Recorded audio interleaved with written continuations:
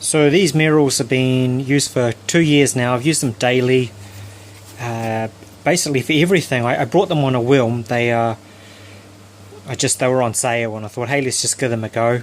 And I was quite surprised to get them in the mail and realise that they were so minimalist. They were very, very light, very low. So it was a bit of a shock, but I just went with them. I believe they are primarily designed as a running shoe, and it seems as there's a bit of a movement towards a more barefoot approach to running, which was interesting. So first thing I did is wear them around for a couple of hours. It took me probably 20 minutes to get comfortable in them and understand the differences between this and, say, just a normal shoe, so to speak.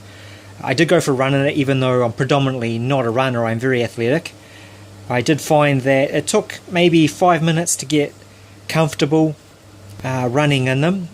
The core thing I noticed was that I really needed to focus on my running technique, because you can't really afford to get lazy with a shoe like this, because it does feel like you're running in bare feet, but of course you don't get the wear on your skin, and you just get a little bit more comfort and protection as well.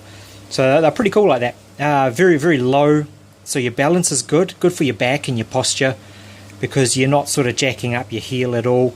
Even though it looks like it's got a bit of meat here, your heel is still very low in the shoe.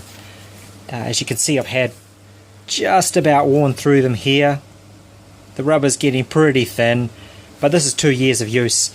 I've basically been working in them, walking in them, just using them casually. I've done a lot of hiking in them, which some people have been a bit arrogant towards me about, that I should be wearing boots and all this sort of stuff, but just for myself, being quite athletic and naturally talented, I'm actually quite confident wearing a shoe like this in an environment where most people would consider it to be a really crazy thing to do. Obviously you need to be very careful though, because of this perforations here around water and puddles and mud, because you don't have a lot of height here to clear that kind of stuff. But if you're just smart about it and take your time, they're really, really good for that. In water they're good as well, because you get a really good feel for what's going on underneath the water. The downside is that even though they're quite quick to dry out, to get them back to fully dry takes quite a long time. They do retain a fair amount of water, which is unfortunate, but it's still better than average. This broke off here, but when I got the shoe it never felt as secure as this one here, so I'm assuming it was a slight bit of manufacturing quality there that caused that. I did use them to pull them on and off over 2 years, so you think thousands of times really slipping those on and off. I get a bit of wear here, but it's nothing. It hasn't worn through. It's only cosmetic. Laces have been good.